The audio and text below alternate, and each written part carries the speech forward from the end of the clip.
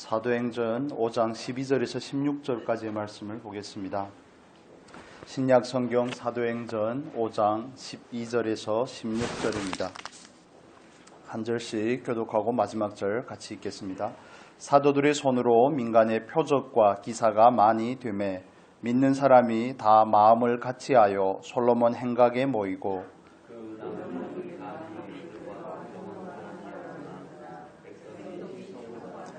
믿고 주께로 나오는 자가 더 많으니 남녀의 큰 무리더라.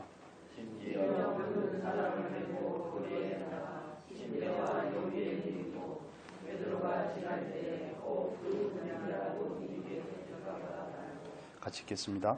예루살렘 그늪 허다한 사람들도 모여 병든 사람과 더러운 귀신에게 괴로움 받는 사람을 데리고 와서 다 나음을 얻으니라.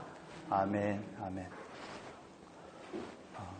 앞뒤 좌우의 분들과 새해 복 많이 받으십시오. 한번 인사하면 좋겠습니다.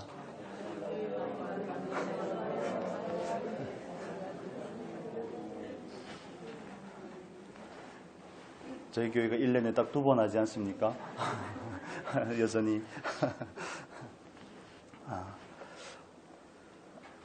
사도행전에는 하나님께서 하시는 놀라운 일들로 가득 차 있습니다. 하나님께서는 하나님의 몸된 교회를 통하여서 주님의 몸된 교회를 통하여서 하나님을 나타내고 계십니다. 오늘 우리가 살펴보고자 하는 사도행전 5장도 마찬가지입니다. 성령이 충만한 초기 교회에 성령이 충만한 뿐만이 있는 것이 아니라 또 거기에는 사단의 역사가 가득하였음을 우리가 보았습니다. 사단은 언제나 연약한 사람들을 찾아가 우는 사자와 같이 연약한 자를 두루다니며 삼킬 자를 찾고 있습니다.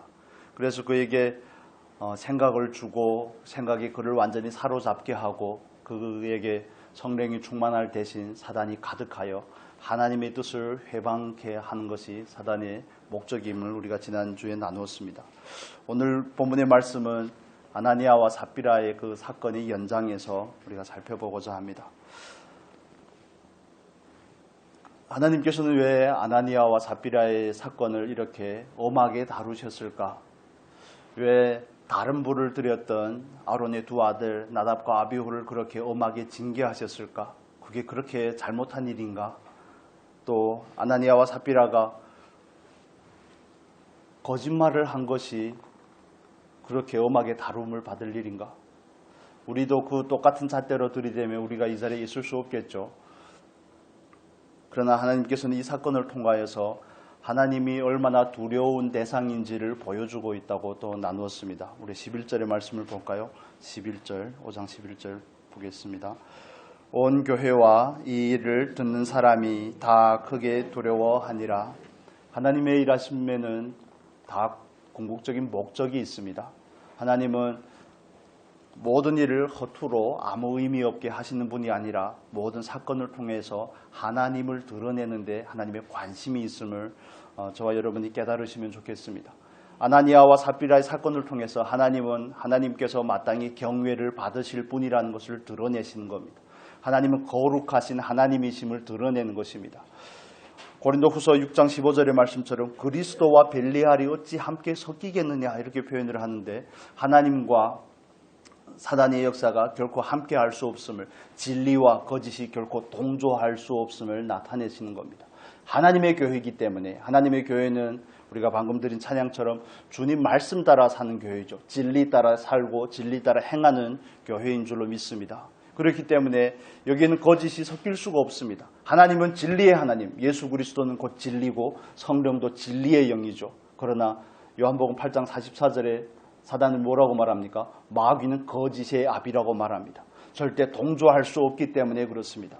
하나님은 죄에 대해서 얼마나 단호하신지, 물론 죄를 용서하시고 그분의 자비와 인자하심을 나타내실 때도 너무 많지만 그러나 결코 죄와는 타협하지 않으시는 그 하나님을 우리가 좀 이해하시면 좋겠습니다. 그래서 하나님은 거룩하신 하나님이십니다. 하나님께서는 내가 거룩하심 같이 너희도 거룩하라 말씀하셨죠.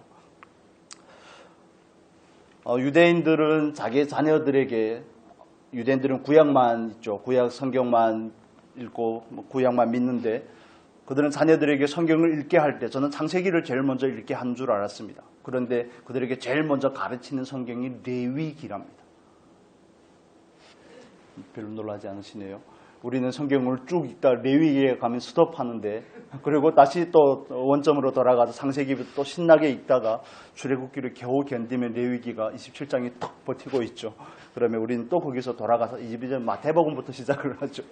그런데 유대인들은 자녀들에게 레위기를 제일 먼저 읽게 한답니다. 왜냐? 하나님이 거룩하신 하나님이기 때문에 그렇습니다.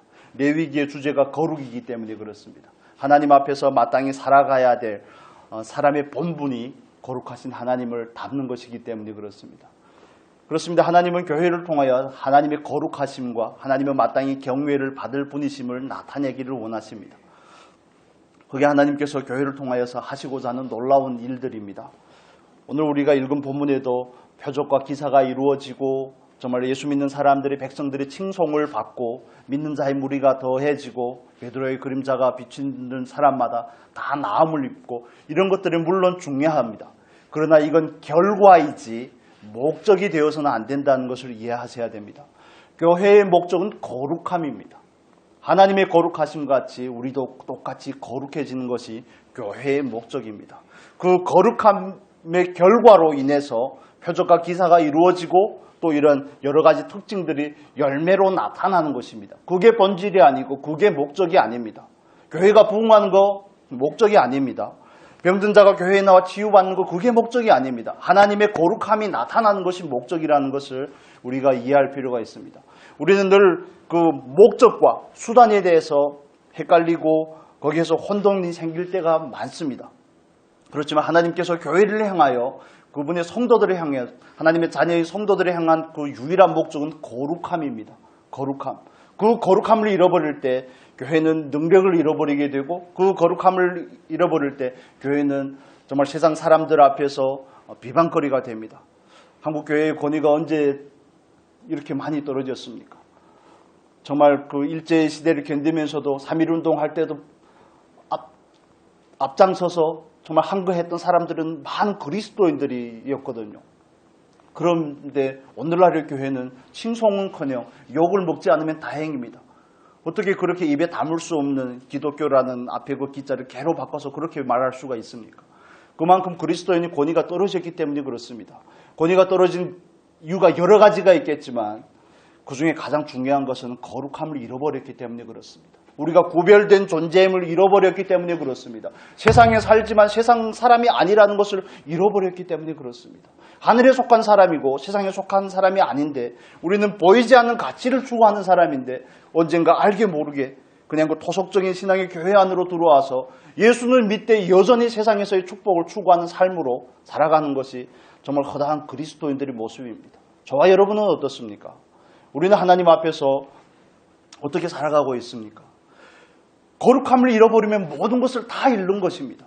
교회가 부흥하는 거 좋지만 거기에 거짓이 섞여 있고 거기에 사람의 생각과 사람의 뜻과 사람의 계획들이 난무한다면 그 부흥은 하나님 보시기에 아무것도 아닌 것입니다. 하나님은 그 외적인 사이즈를 보는 것이 아니라 결과를 보는 것이 아니라 속성을 본다는 것을 이해하셔야 되는 겁니다. 본질이 무엇이냐? 교회가 크고 작고 건물이 화려하고 시설이 좋고 이런 데 본질이 있는 것이 아니라 교회가 과연 교회답냐의 본질이 있는 것입니다. 세상 사람들이 교회를 오픈한다고 하라고 그래서 교회를 오픈하고 물론 다 나름대로 유익이 있습니다. 그렇지만 교회는 교회다워야 되는 것입니다. 교회는 세상과 구별된 존재입니다. 교회뿐만 아니라 저와 여러분도 마찬가지죠. 우리는 세상에서부터 부름을 받은 존재고 세상으로부터 구별받은 존재입니다. 그런데 우리가 그 구별됨을 잃어버릴 때 우리는 모든 것을 다 잃어버리는 것입니다. 이스라엘 백성들이 하나님 앞에서 왜 버림을 받고 왜 포로까지 되어가고 왜 망국의 그런 일들을 겪습니까? 나라가 망하는 그런 불상사를 왜 겪습니까? 그들이 하나님 앞에서 거룩한 백성임을 잊어버렸기 때문에 그렇습니다. 농경 사회인 그 가나안 땅에 들어가서 그들이 가나안 땅의 문화를 답습하고 그 문화에 섞여서 바알과 아세라를 섬기며 오직 내 축복이 궁극적인 결론이 되어서 삶의 목적이 되어서 살아가기 때문에 그들은 거룩함을 잃어버리게 된 것입니다. 여러분, 행복하게 사는 것이 목적이 아닙니다. 부유하게 사는 것이 목적이 아닙니다. 목적은 뭡니까? 거룩한 것이 목적입니다. 하나님 앞에서 거룩한 존재라는 사실을 인식하고 거룩한 존재답게 하나님 앞에서 살아가는 것. 그렇다면 거룩이 무슨 뜻인지 우리가 분별을 살펴봐야 되겠죠. 구약에서의 거룩은 구별되다는 뜻을 가집니다. 구별되다는 것은 하나님께서 택함을 받았다는 의미이기도 하죠. 여러분, 저와 여러분 하나님 앞에 구별된 존재라는 사실을 믿으십니까? 우리는 구별된 사람입니다. 우리가 잘나서가 아니라, 우리가 어떤 조건을 구비해서가 아니라 하나님의 택하심이 있기 때문에 우리는 구별된 것입니다. 나는 지식도 가방끈도 짧고 외모도 이런 게 중요한 것이 아니라 하나님께서 택한 사람이 구별된 사람입니다. 그게 저와 여러분의 정체성입니다. 끝까지 정말 세상 끝날까지 놓치지 말아야 될 교회의 정체성이고 저와 여러분의 정체성입니다. 우리는 세상에서 세상 것을 얻고 누리고 하는데 궁극적인 목적을 둬서는 안 됩니다. 그건 수단이죠. 하나님께서 주신 선물입니다. 그게 목적이 되면 우린 주객이 전도된다고 그러죠. 목적과 수단을 바르게 구분하지 못하면 우리는 곧 망하게 됩니다. 이스라엘 백성들이 우리에게 많은 선례를 보여주지 않았습니까? 이 백성이 하나님을 아는 지식이 없어서 망한다. 정말 이사야서 6장에 환상을 볼 때 스랍들이 뭐라고 말합니까? 거룩하다, 거룩하다, 거룩하다. 하나님에 대해서 찬양하는 그 노래는 온통 거룩함으로 가득 차 있습니다. 그게 그분의 속성이죠. 사람과 죄인들의 인간과 유일하게 구별되는 속성. 유일하게는 아니네요. 여러 가지가 있지만 그 중에서도 가장 두드러진 속성. 우리 사람으로서 감히 범접할 수 없는 그 거룩함, 높고 위대하신 그 하나님. 우리가 그분의 부르심을 받았다는 게 저와 여러분의 믿음의 길을 가는 긍지가 되어야 됩니다. 우리는 구별된 존재입니다. 세상 사람들이 뭐라고 할지라도 우리는 우리의 길을 가는 겁니다. 그들이 넓은 길을 가더라도 우리는 좁은 길로 가는 겁니다. 왜냐하면 하나님께서 택하셨기 때문에 그렇습니다. 애굽의 삶이 얼마나 풍요롭습니까? 가나안의 삶이 또 얼마나 흠모할 만합니까? 그럼에도 불구하고 하나님께서는 이스라엘 백성들에게 거룩하라고 말씀하죠. 그 땅의 사람들과 섞이지 말라고 말하는 겁니다. 우리는 얼마나 구별되게 살아가는지, 나의 가치관은 세상의 가치와 얼마나 구별이 되었는지 분별이 되는 그런 시간 되기를 바랍니다. 신약 성경에 와서 이 거룩함이라는 단어가 또 한 가지 의미를 가지는데 구별함에 이어서 봉헌이라는 뜻을 가집니다. 헌신이라는 뜻을 가지죠. 드려진다는 겁니다. 하나님 앞에 드려지는 모든 것은 거룩한 것입니다. 하나님의 성소도 거룩하고 성물도 거룩하고 심지어는 하나님 앞에 나가 예배하는 제사하는 제사장마저 거룩합니다. 모든 걸 다 거룩한 관유를 발라서 거룩하게 하는 겁니다. 거룩한 것만 하나님 앞에 드려질 수 있습니다. 그게 거룩의 두 번째의 의미이죠. 거룩은 구별이 된 것이고 거룩은 하나님께 드려지는 것입니다. 여러분, 우리가 정말 하나님 앞에 거룩한 존재로 구별되었다는 사실, 교회의 본질이 하나님의 본성인 거룩을 추구하는 것이라는 것을 잊지 않으셨으면 좋겠습니다. 이거 우리가 정말 끝까지 붙잡아야 될 가치입니다. 유일한 가치입니다. 정말 세속에 물들지 않는 그 신앙을 지킬 수 있는 유일한 가치. 한국 교회를 대표하는 목사님이 계시죠. 주기철 목사님 여러분 잘 아실 겁니다. 아랫분들은 손양원 목사님만 아시는데 위에 가면 주기철 목사님도 계십니다. 주기철 목사님이 그 신사참배 황민화 정책이라고 그러죠. 제가 역사를 잘 아는 것은 아닌데 창시 개명이라든지 또 그런 일본의 민족 말살 정책을 펼치면서 했던 그런 것들이 있습니다. 내선 일치라든지 이런 여러 가지 그런 슬로건들을 내세워서 이 나라를 말살시키려고 하는 거 아니겠습니까? 그런 가운데 한국 장로교회가 그 신사참배에 동조하게 됩니다. 저는 신학교 다닐 때 그 사실을 알았거든요. 신학교에서 알고 나서 신학교를 안 다니고 싶더라고요. 나름대로 제가 통합식 신학교로 나왔기 때문에 장자교단 이런 얘기를 하는데 과거 수십 년 전으로 돌아가니까 신사참배를 했던 게 장로교회인가? 장로교회를 접고 다른 교회로 갈까? 물론 장로교회만 그런 것은 아닙니다. 고신측 같은 경우에는 신사참배를 거부한 거죠. 그래서 통합을 때려치고 고신으로 갈까? 이런 생각도 그냥 나름대로 했던 적이 있습니다. 그래서 그 신사참배를 거부하다가 결국에는 순교하게 된 주기철 목사님 같은 경우에도 그렇죠. 그분이 했던 그 유명한 말이 있습니다. 일사각오의 정신이라고도 하는데 그 중에 한 부분은 이런 부분이 있습니다. 아내자에게는 정절의 의가 있고 아내에게는 정절의 의가 있다는 것이죠. 신하에게는 충절의 의가 있고 신앙인에게는 신앙의 의가 있습니다. 여러분, 이게 저와 여러분의 정체성입니다. 아내로서는 아내로서의 정체성이고 정말 신하로서는 신하로서의 정체성이고 그리스도인으로서는 그리스도인의 정체성인 것이죠. 끝까지 타협하지 않고자 하는 것이 저와 여러분의 정체성입니다. 타협하면 안 되는 것이 정체성입니다. 하나님께서 왜 홍수로 이 세상을 멸하기로 결정하셨습니까? 하나님의 아들들이 사람의 딸들의 아름다움을 보고 그들을 취하고 정말 뒤섞였을 때 그걸 우리가 뭐라고 표현을 합니까? 혼합되었을 때 하나님께서는 정말 죄악이 관영한 이 세상을 홍수로 심판하시고 노아로부터 비로소 다시 시작하려고 하시죠. 하나님 그만큼 섞이는 것을 싫어하시는 겁니다. 구별되기를 원하시고 하나님 앞에 온전히 드려지기를 원하시는 겁니다. 정말 하나님의 거룩하심을 우리가 안다면 여러분, 교회를 위해서 우리 각자의 신앙을 위해서 자녀들을 위해서 기도할 때도 거룩함이 기도에 가장 우선되는 주제가 될 수 있기를 바랍니다. 거룩한 사람, 거룩한 교회, 구별된 하나님께 드려진, 이게 정말 삶의 궁극적인 의미고 우리가 추구해야 될 궁극의 가치입니다.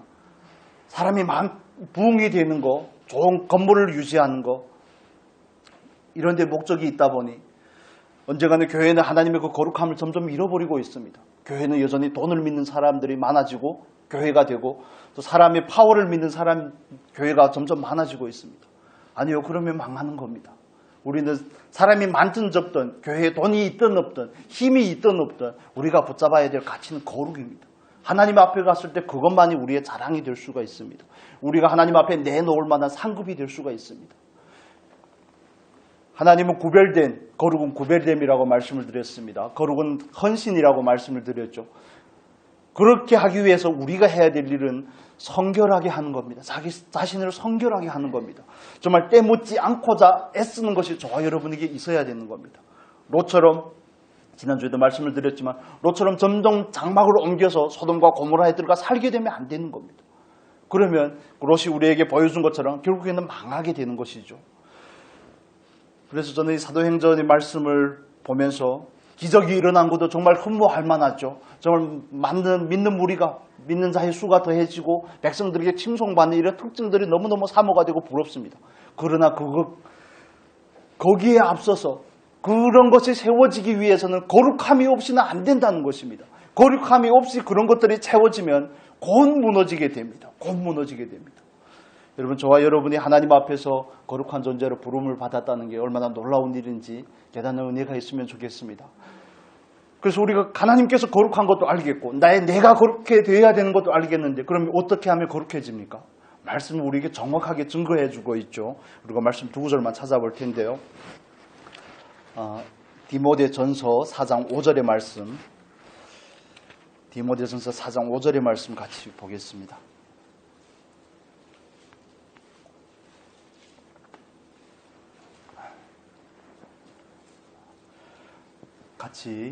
같이 읽겠습니다. 하나님의 말씀과 기도로 거룩하여 지민이라.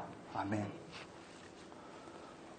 교회 프로그램도 중요하고 행사도 중요하고 모든 것이 다 중요하지만 그런 건 가지입니다. 그런 건 줄기가 아닙니다. 그런 건 목적이 아닙니다. 거룩함을 위한 수단입니다. 가지라는 사실을 이해를 하시면 좋겠습니다. 하나님의 말씀과 기도로 거룩하여 지니라. 교회도 그렇고 성도도 그렇고 말씀과 기도가 없이는 교회가 교회다울 수가 없고 성도가 성도다울 수가 없습니다. 우리는 어떤 그 프로그램을 원하는 것이 아닙니다. 어떤 훈련의 방법을 주장하고자 하는 것이 아닙니다. 물론 우리가 그런 걸 통해서 도움을 받고 세워지는 것은 사실이지만 그러나 그게 목적이 아닙니다. 우리는 하나님의 그 속성을 닮아가는 것이 저와 여러분의 목적입니다. 어떻게 그분의 속성을 닮을 수 있다고요? 말씀과 기도 외에는 방법이 없다고 성경은 우리에게 말해주고 있습니다. 그렇기 때문에 우리가 마치 말씀과 기도의 교회가 아니겠습니까? 이 구절에서 나왔는지는 잘 모르겠지만 말씀과 기도에 힘쓰는 게 저와 여러분이 해야 될 본무입니다. 우리가 사도행전 6장에 가면 또 일곱 집사에 대한 그런 이야기들도 나누겠지만 사도들이 말씀을 가르치고 기도하는 일을 전념하지 않고 구제에 집중을 하니까 교회가 혼란스러워지지 않습니까? 마찬가지입니다. 여러분이 저를 위해서 기도할 때 다른 걸 위해서 기도하지 말고 이걸 위해서 기도하면 좋겠습니다. 일상생활은 하되 말씀과 기도에 집중할 수 있도록 사도 바울이 에베소 교회를 향한 그 부탁이든지 그런 데도 보면 담대히 하나님의 말씀을 증거할 수 있도록 계속 그런 기도의 부탁들을 한 것들을 볼 수가 있거든요. 그렇습니다. 저뿐만이 아니라 여러분에게 있어서도 마찬가지죠. 여러분이 기도 제목도 좀 점검을 하고 한번 살펴보면 좋겠습니다. 말씀과 기도에 힘쓸 수 있는 신앙이 되게 해주시라고 하나님 앞에 기도해야 되지 않겠습니까? 그것만이 영원한 가치이기 때문에 그렇습니다. 그것만이 저와 여러분이 추구해야 될 궁극적인 목적이 되어야 됩니다. 사단은, 마귀는 늘 세상 것을 통해, 환경을 통해 우리를 늘 유혹합니다. 죄라는 뜻이 뭐라고 말씀을 드렸습니까? 관역에서 벗어나는 게 죄죠. 그게 사단이 하는 일입니다. 목적과 수단을 자꾸 뒤바꿔 넣는 거. 행복한 거, 기뻐하는 거, 누리는 거, 우리들의 삶의 궁극적인 목적이 아닙니다. 그건 가지입니다. 그런데 그것이 마치 목적이 되고 부흥이 목적이 되고 선교가 목적이 되고 이런 식으로 되면 안 된다는 것입니다. 하나님의 속성을 담는 것이 목적입니다. 거룩이 목적입니다. 그 다음에 다른 것들은 부가적으로 하나님께서 더해 주시는 겁니다. 하나님의 나라와 하나님의 의를 구하는 것이 목적입니다. 그게 우리에게 있어서 가장 중요한 것인데 그걸 잃어버리고 부흥해야 된다느니 뭐 이런 외적인 것들을 자꾸 그런 것이 필요 없다는 것이 아니라 교회를 마치 회사처럼 기업처럼 다루려고 하는 경우들이 많이 있습니다. 교회의 슬로건들을 보면 모든 것이 숫자와 관계 있는 경우가 굉장히 많습니다. 뭐 1만 성도, 다른 교회를 비방하는 게 아닙니다. 그러나 그런 것들은 자칫 우리로 하여금 그런 부가적인 수단이 목적이 될 때 우리로 하여금 자칫 그 가장 본질적인 궁극적인 목적을 잃어버리게 합니다. 하나님 먼저 사람 많이 모이게 하라고 그랬습니까? 땅끝까지 전도하라고 전파하라고 그랬죠. 제사 삼으라고 그랬죠. 예수님께서 능력이 없으셔서 12명을 데리고 다니셨습니까? 그 중에서 한 놈은 또 배신까지 하고. 왜 그러셨습니까? 예수님께서 한마디 하셔서 모든 사람이 다 회개하게 하지. 왜 제사들을 부르시고 제사들을 통해서 복음이 땅끝까지 전파되게 하시냐고요. 여러분, 우리는 이 세속적인 가치에 너무 많이 물들어 있는 경우들이 많습니다. 그래서 좋은 게 좋은 것이고 꽁 잡는 게 매라고 이런 식으로 자꾸 교회에도 그 논리가 들어와서 우리를 혼잡스럽게 합니다. 자녀들이 출세하는 건 목적이 아닙니다. 하나님의 속성으로 거듭나는 게 목적이죠. 하나님을 닮는 게 목적이 아니겠습니까? 거룩하게 되면 하나님께서 정말 그가 하나님 앞에서 거룩하게 세워지면 하나님께서 맡길 만한 일을 맡기시는 겁니다. 우리가 성경에서 얼마나 많은 예들을 봅니까? 하나님과의 관계는 되어 있지 않은데 감투만 썼다 망한 예들이 많지 않습니까? 사울과 같은 경우에도 마찬가지죠. 호대는 멀쩡한데 하나님과의 관계가 되어 있지 않으니 왕이 왕 노릇을 제대로 못하는 겁니다. 우리의 신앙에 있어서도 마찬가지입니다. 늘 근간을 붙잡고 본질로 돌아가는 저와 여러분이 될 수 있기를 바랍니다. 오직 말씀과 기도로서만 거룩해지는 겁니다. 이게 저와 여러분이 추구해야 될 궁극적인 목적입니다. 부흥도 좋고 뭐 여러 가지 간증이 있는 것도 좋고 다 좋지만 그러나 그게 우리가 추구하는 궁극적인 목적이 아니라는 것을, 그건 하나님과의 관계 가운데서 나오는 결과적인 산물이라는 것을 이해하셔야 됩니다. 그거 열매입니다. 교회의 특징들이라고 말할 수는 있지만 교회가 추구하는 본질은 아닙니다. 요한복음 17장 또 한번 보겠습니다. 요한복음 17장 19절의 말씀 보겠습니다.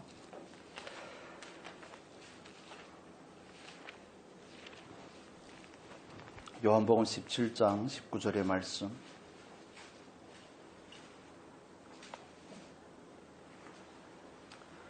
어, 18절, 우리 17절부터 보겠습니다. 17절에서 19절 우리 같이 읽겠습니다. 저희를 진리로 거룩하게 하옵소서. 아버지의 말씀은 진리니이다.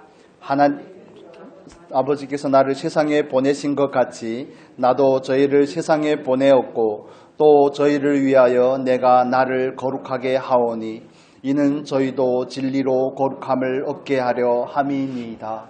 아멘. 여러분, 거룩함을 사모하는 말씀과 기도의 교회 모든 지체들 될 수 있기를 예수님의 이름으로 축복합니다. 우리가 추구해야 될 진정한 가치입니다. 거룩이 뭡니까? 내가 없고 예수가 사는 게 거룩이 아니겠습니까? 진리로만 거룩하게 된다고 말씀을 합니다. 그렇다면 우리가 말씀과 기도를 등한히 하고 어떻게 신앙인으로서 살아갈 수 있겠냐고요. 어떻게 신앙인으로서 신앙의 의를 지킬 수가 있겠습니까? 어떻게 하나님 앞에서 우리들의 신앙을 지키며 선한 싸움을 싸울 수가 있겠습니까? 어떻게 좁은 길로 들어갈 수 있으며 어떻게 소망 가운데 나아갈 수가 있겠습니까? 이걸 잃어버리면 모든 걸 다 잃는 것입니다. 거룩이 저와 여러분의 목적이 될 수 있기를 바랍니다. 그래서 하나님 앞에 날마다 나아갈 때마다 하나님 진리로 나를 거룩하게 하여 주옵소서. 내가 살지 않고 내 안에 예수 그리스도가 살게 해 주십시오. 내 뜻대로가 아니라 말씀이 뭐라고 하는지 이 시간 성령께서 말씀으로 나에게 계시해 주시옵소서. 이게 저와 여러분의 기도가 되어야 될 줄로 믿습니다. 하나님의 관심은 여기에 있는데 우리는 자꾸 다른 것을 원하죠. 하나님의 목적과 그분의 원함과는 상관이 없는 것을 자꾸 구하기 때문에 우리가 그분을 만나지 못하고 그분을 경험하지 못하는 것은 아닌지 한번 돌아볼 필요가 있습니다. 그렇습니다. 하나님의 교회는 거룩한 교회여야 됩니다. 성도도 거룩한 성도여야 됩니다. 그게 전제가 되고 그게 기초가 될 때 그 교회를 통해서 하나님이 비로소 드러나게 되고 그렇게 하나님이 드러날 때 하나님께 영광이 됩니다. 제자들이 기적을 행하고 나서 무시됐다는 얘기가 사도행전에 있습니까? 없습니까? 내 그림자만 지나가도 덮여도 바로 병이 낫고 베드로가 그런 자랑을 한 기록이 있습니까? 없습니까? 없죠. 사도행전은 그런 기록들이 없습니다. 왜냐하면 그들이 하나님과의 그 관계를 가장 우선시하고 하나님의 거룩함을 담고 사는 사람들이기 때문에 그들에게서 그게 가장 중요한 가치이기 때문에 그들의 모든 행한 일이 다 하나님의 자랑이 되는 것입니다. 예수가 자랑이 되는 것이죠. 우리가 참 할례당의 특징을 알지 않습니까? 빌립보서 3장 3절 뭐로 자랑한다고요? 그리스도 예수로 자랑하고 정말 육체를 신뢰하지 아니하고 하나님의 성령으로 봉사하고 이게 정말 거룩한 성도의 모습이고 거룩한 교회의 모습이 아니겠습니까? 거룩함이 없이 하나님과의 그 관계가 없이 교회가 부흥할 수 있다니까요. 마케팅 방법을 통해서도 부흥할 수 있습니다. 외적으로 모이는 걸 말하는 겁니다. 관계를 통하여 정말 사람의 열정을 통해서도 모일 수가 있습니다. 그러나 모이는 것이 목적이 아니라는 데 있죠. 그 공동체를 통하여서 하나님의 거룩하심이 드러나는가 드러나지 않는가, 그 공동체가 추구하는 정말 참된 가치가 거룩인가 아닌가, 그걸 우리가 붙잡을 때 하나님께서 부가적인 것들을 우리에게 주시는 것입니다. 그런 교회를 통해서 하나님을 드러내기를 원하시는 줄로 믿습니다. 그렇다면 하나님께서 드러내는 교회의 특징들에 대해서 우리가 본문으로 돌아와 다시 한번 살펴보겠습니다. 5장 12절의 말씀 같이 보겠습니다. 사도행전 5장 12절 같이 읽습니다. 사도들의 손으로 민간의 표적과 기사가 많이 되매 믿는 사람이 다 마음을 같이하여 솔로몬 행각에 모이고. 아멘. 여러 가지 특징들이 있는데 여기 보면 사도들의 손으로 민간의 표적과 기사가 많이 되매, 이걸 다른 표현으로도 할 수 있지만 제가 묵상할 때는 증거가 있는 교회입니다. 증거가 있는 교회. 다른 표현으로 하면 기도 응답이 있는 교회죠. 기도가 응답이 된다는 것은 살아 계신 하나님이 드러나는 가장 좋은 증거가 아니겠습니까? 우리 4장의 말씀 보겠습니다. 4장 29절 30절의 말씀을 보겠습니다. 4장 29절 30절의 말씀 우리 같이 읽겠습니다. 주여 이제도 저희의 위협함을 하감하옵시고 또 종들로 하여금 담대히 하나님의 말씀을 전하게 하여 주옵소서. 손을 내밀어 병을 낫게 하시옵고 표적과 기사가 거룩한 종 예수의 이름으로 이루어지게 하옵소서 하더라. 아멘. 4장에서는 베드로와 요한이 성전 미문의 안전병기를 고치고 나서 공회의 심판을 받고 다시 돌아와서 그 공동체에게 그간에 있었던 자초지종을 얘기하고 나서 그들이 했던 기도이죠. 우리가 나눴던 내용인데 거기에 보면 30절에 손을 내밀어 병을 낫게 하옵시고 표적과 기사가 거룩한 종 예수의 이름으로 이루어지게 하옵소서. 그 기도가 언제 응답이 되는 겁니까? 5장에 와서 응답이 되는 겁니다. 그래서 5장 12절에는 사도들의 손으로 했는데 사도들을 통하여 옵니다. 원문에는 사도들의 손으로 민간의 표적과 기사가 많이 되매 기도가 응답이 된 거 아니겠습니까? 하나님을 드러내는 공동체, 많은 여러 가지 증언들이 있지만, 많은 여러 가지 특징들이 있지만, 첫째는 기도가 응답이 되는 공동체여야 됩니다. 기도가 있어야 되고, 그 기도가 응답이 되고, 간접적으로, 직접적으로 하나님을 경험해야 됩니다. 그런 소원을 가지시기를 바랍니다. 저도 그 기도를 하나님 앞에 자주 하는데, 하나님 저를 통해서 저도 하나님을 만나고 저를 통해서 다른 사람들도 하나님을 만나면 좋겠습니다. 그게 하나님 앞에서 정말 우리에게 신앙에 있어서 얼마나 중요한 가치일지, 나를 통해 다른 사람이 하나님을 만난다고 얼마나 이게 벅찬 일, 가슴 벅찬 일입니까? 내가 뭐라고? 간단한 간증을 드리겠습니다. 저 개인적인 간증이 아니고 공동체의 간증입니다. 교회 차량이 고장이 나서 우리가 차량을 구입하기로 하지 않았습니까? 차량을 구입하기로 했는데 강군사님께서 소개시켜 주신 그 장로님을 통해서 알아보고, 그래서 여러분에게 말씀을 드릴 때 차량이 나오려면 6개월이 걸린다고 말씀을 드렸잖아요. 지난주에 문명자 집사님께서 그분이 아는 그 현대차 대표님을 소개해 주셨는데,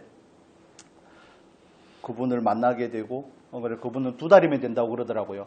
그러면 4개월이나 단축이 되었구나. 그래서 2달을 기다리면 되겠다. 뭐 이런 생각을 가지고 있었는데 주일날에 만났습니다. 주일날에 만났는데 주일날 저녁에 연락이 왔더라고요. 월요일날 저녁에, 제가 정확하지 않을 수 있습니다. 월요일날 저녁에 전화가 온 겁니다. 전화가 와가지고 차가 마침 한 대가 있는데, 제가 그분에게 말씀을 드렸던 거, LPG여야 되고 11인승 LPG고 기본 옵션에 우리가 원하는 것 조금만 더 있으면 된다, 이렇게 말씀을 드렸는데 그 차량이 있다고 전화가 왔더라고요. 여러분 별로 놀라지 않네요. 믿음들이 너무 좋으셔서. 제가 그러면 이게 얘기하는 게 재미없지 않습니까? 재미가 목적은 아니고 저녁에 전화가 온 겁니다. 한 8시인가 9시인가 거의 돼서 전화가 왔습니다. 그래서 이튿날 새벽에 제가 일어나서 하나님 앞에 기도를 하는데 하나님께서 주시겠구나 하는 그런 마음이 드는 겁니다.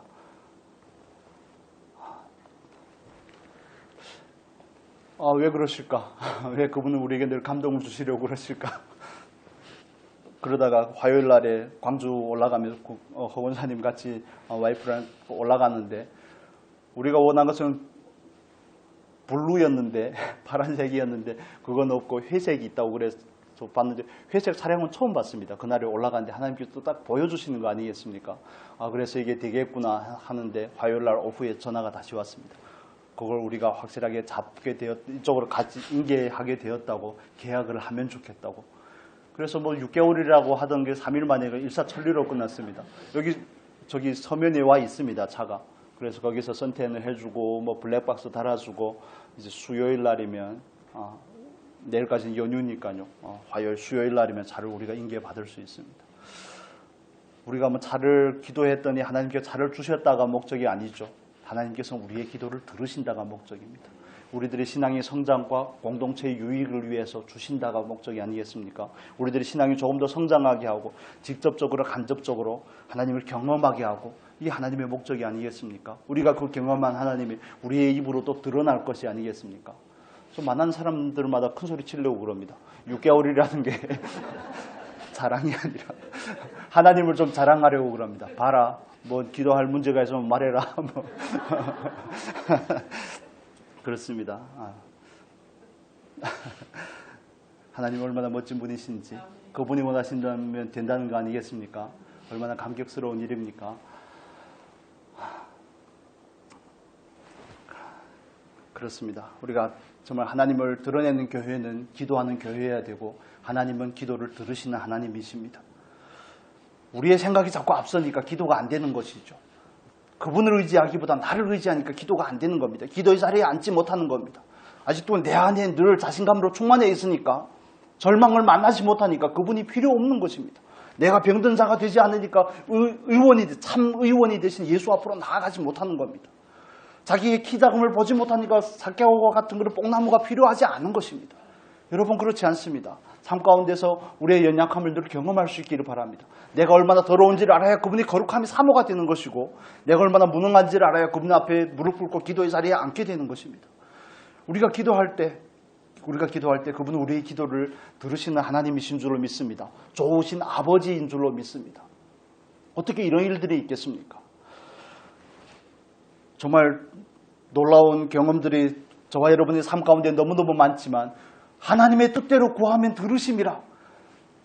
그렇지 않습니까? 우리가 하나님의 뜻대로 구할 때 그분은 들으시고 응답하시는 줄로 믿습니다. 그래서 우리가 교회를 통하여서 이런 간증들이 넘쳐나면 좋겠습니다. 저와 여러분의 삶 가운데 이런 간증들이 넘쳐나면 좋겠습니다.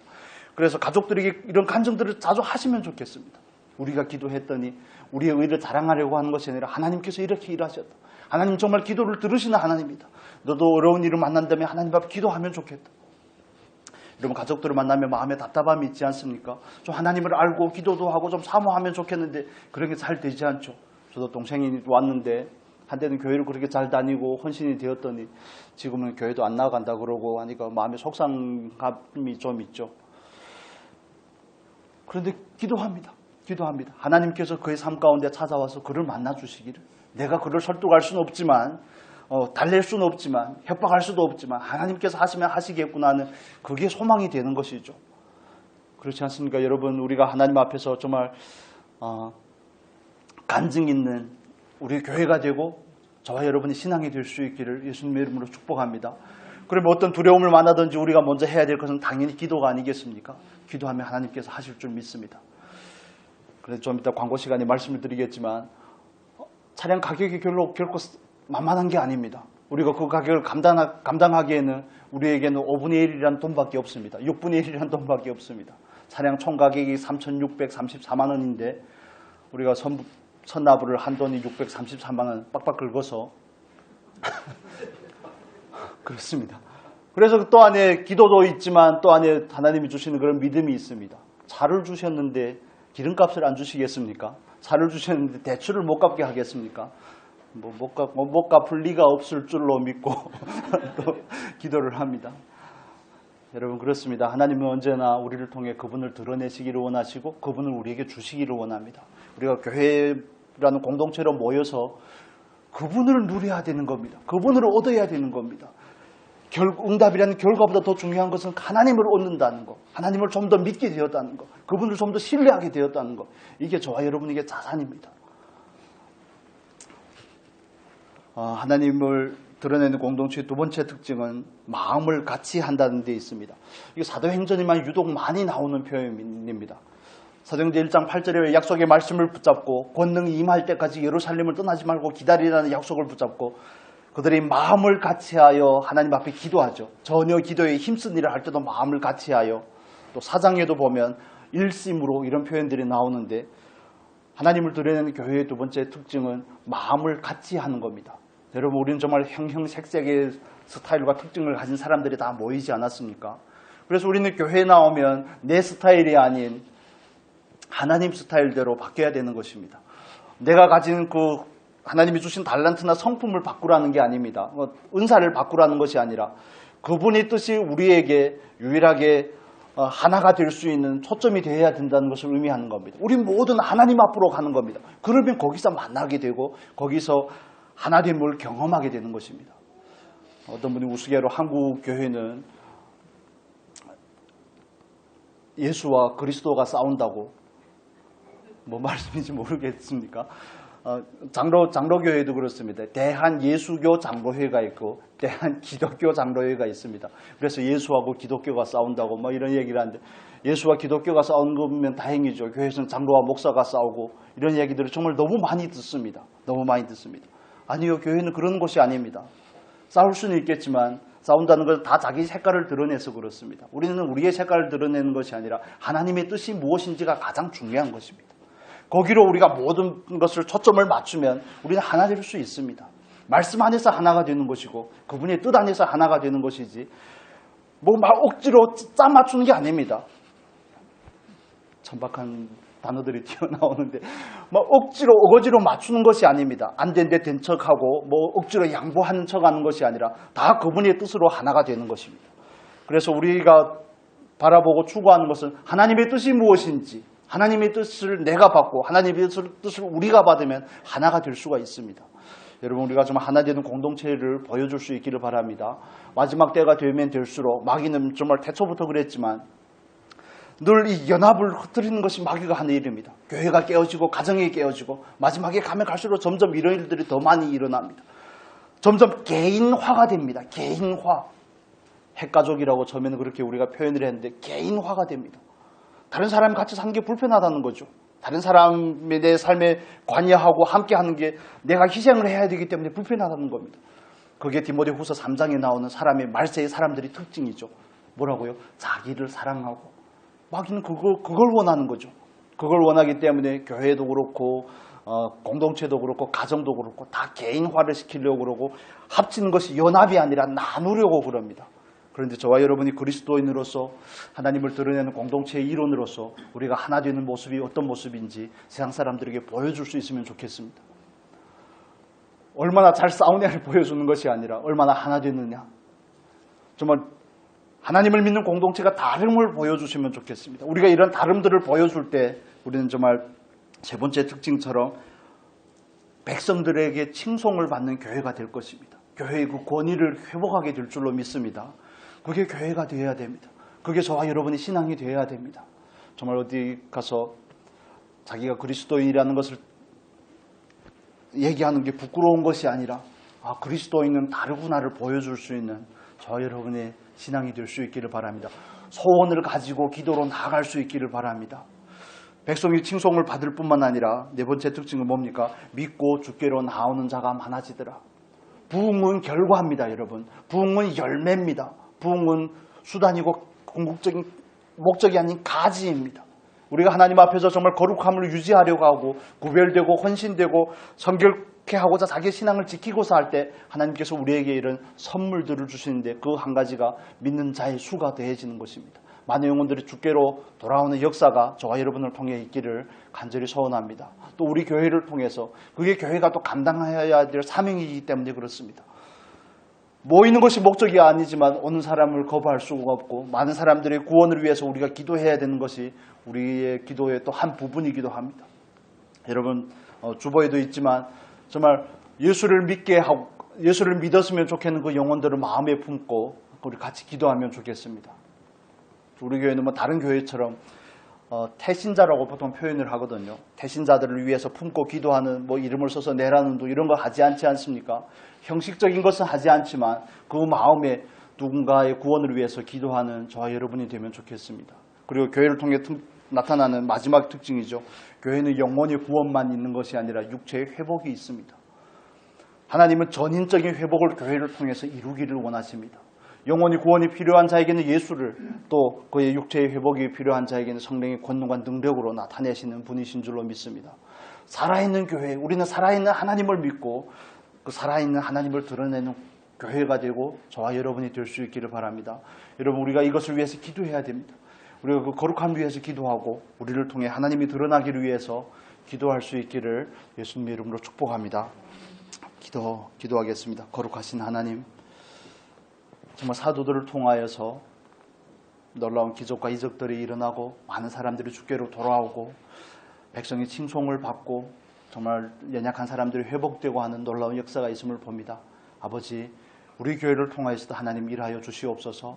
그러나 그것보다 더 우선되는 것은 우리가 하나님 앞에서 거룩한 구별된 교회와 성도가 될 수 있기를 원합니다. 세상과 타협하지 않는 교회가 되기를 원합니다. 주의 말씀의 가치를 쫓는 교회가 되기를 원합니다. 하나님의 거룩한 속성을 닮아가는 교회가 되기를 원합니다. 아버지, 우리를 근간부터 온전케 하여 주시옵소서. 가장 기초적인 뿌리부터 온전히 세워주시고 우리를 통해 많은 놀라운 열매들이 나타날 수 있도록 은혜를 더하여 주시옵소서. 아버지, 우리를 준비시키시고 우리를 사용하여 주시옵소서. 많은 사람들이 주께로 돌아올 수 있게 우리를 사용하여 주시옵소서. 이 시간도 함께 하심을 감사하며 예수 그리스도의 이름으로 기도합니다.